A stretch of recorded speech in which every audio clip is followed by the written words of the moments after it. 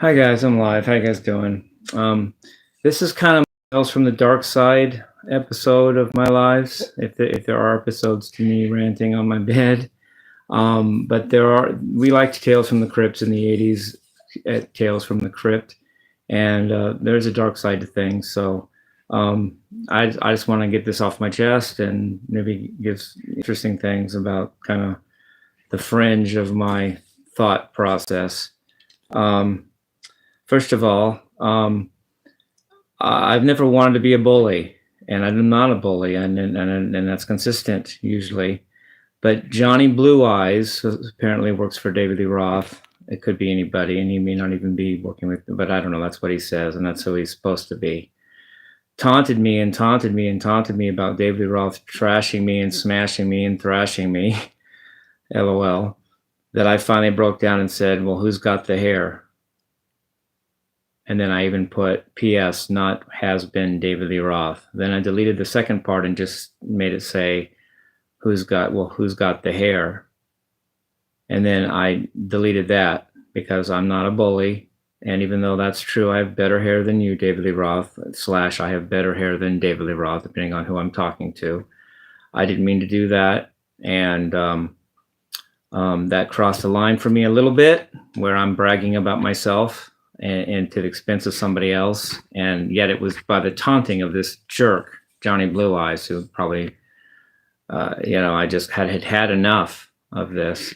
But I got some good out of this. I wouldn't be talking, I like when good comes from things. First of all, I got that off my chest, Johnny Blue Eyes. Do your thing with it. I'm not fighting you, David Lee Roth. It's not about me versus David Lee Roth, and I'm not gonna engage in that anymore. But that's what I needed to do to get to that. I needed to get that totally out. And then now it's like, say what you want, Johnny Blue Eyes. David Lee Roth is king. I'm just a mole. I'm just a little ant. And David Lee Roth is God. I don't care anymore. I went where I didn't even want to go. And now it's good. I'm glad David Lee Roth is great and he's on the world and big deal. And I'm just a bug underneath a rock, whatever. But some good came out of it because I finally bragged about my hair. Now I can freely use it in my lyrics, like my blues songs. I just wrote a blues yesterday for my jam. My jam, what do I call it? I call it just rock in the hippie room, and I make it a bluesy thing sometimes. And I made a 3-part blues lyric that included talking about my hair, which is a good thing. And once I got that out of me, I can now speak about it. I can talk about my hair, and even in my lyrics, like blues lyrics. And the lyric that I might use repeatedly, but yet change the music up. You know what I'm saying? Like I can keep the lyric and just make a different jam to it every time, but I like the lyric. You guys want to hear it? I already have if you've heard the video, but let me just repeat it again, and maybe not in that musical of a context, but the lyric is, I've got the blues. That ain't no big news. You've heard it. And then I talk about the hair in that. And I couldn't have done that. I couldn't have freely talked about my hair in a lyric unless I had gotten that off my chest with Johnny Blue Eyes about David Lee Roth. So that happened good. And now I can write about my hair, and it makes me freer and looser about that topic. I don't have to hide under a bushel and worry about saying anything about it. I said it. Blue, and now ways I can say I've got hair, I don't wear underwear, whatever. It can be used in a lyric in a context of a song, and it's finally out of the bag enough for me to do that. So in that sense, thank you, Johnny Blue Eyes, as well. Am I no longer feuding with David Roth because I got that, but I can use my hair in my lyrics now, which is cool because I never talked about it before. Never mentioned my hair in my life. Everybody says I got the best hair, and I just keep quiet the whole time. And now I finally got so pissed I mentioned it, and now I'm free to mention it, which is actually in the long run, in a roundabout way, is a good thing. Next dark thing. That's kind of dark side for me, but it happened, and I'm being transparent. Next dark thing is some wonderful couple girls. One's a mother, one's a daughter. Comes up. Both could, that just came up to my house when I was walking home, started introducing themselves to me, and we talked, and they want to maybe do my yard or something like that. And and maybe help with this or that. I think they put. I don't want them. I don't need them for housework, but maybe they were. I have a hedge and stuff, and so we exchanged numbers for some reason, and then we got talked a little on called and whatever, texted a little bit, and then they give me a what's called end-to-end encrypted message, and I don't like that. I don't like whatever that means. I don't like it. So I googled what does it mean. It's where only you and the sender know what's in there.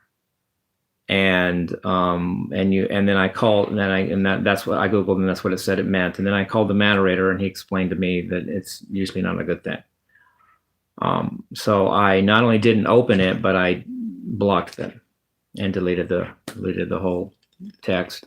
And then I found that my sister, or someone, supposedly my sister Cindy, had also sent me two end-to-end encrypted messages, and I don't even trust her. I don't even trust Cindy, and I don't trust that Cindy could be working with somebody, and I don't know if I trust that person. So I deleted that text Cindy sent, and I blocked Cindy, which made, and then both, so I'm just transparent. I'm telling you what's been going on, and so from now on, if anyone texts me with an end-to-end encrypted message, I will delete the text and block the person. I'll block you. I just don't like anything like that gives me an eerie feeling. I googled what it meant. The moderator said it's not a above board natural good thing. So so sorry about that. That's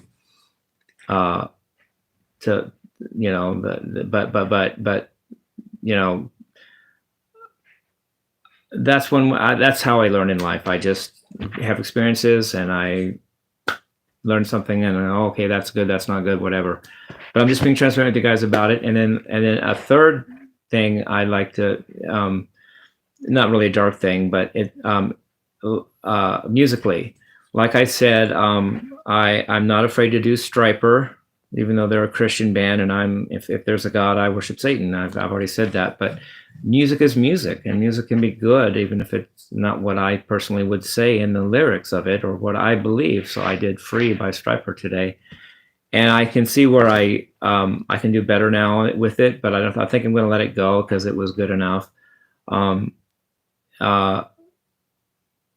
It's a cool song. I like it, and maybe I messed up a little bit of the chording there for a second, but it's good enough to keep. I think I don't want to read it like 5 times. What's the point? But I learn how songs by learning them too. I learn how songs go and how chord structure go and all that, and rhythms and things like that. So I get now. I think I get. Oh, that's what Stryper. A little bit. I flubbed up the rhythm there a little bit, and now I have it more.